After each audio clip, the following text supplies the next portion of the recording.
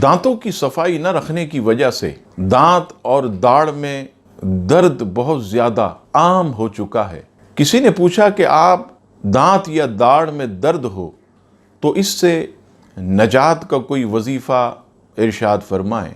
وظیفہ سماعت فرمائیے، اگر کسی کی داڑھ یا دانت میں درد ہو تو سب سے پہلے قرآن مجید فرقان حمید کی یہ آیت هو الذی انشأکم وجعل لکم السمع والابصار والافئدۃ قلیلا ما تشکرون، دوبارہ سماعت فرمائیں، هو الذی انشأکم وجعل لکم السمع والابصار والافئدۃ قلیلا ما تشکرون۔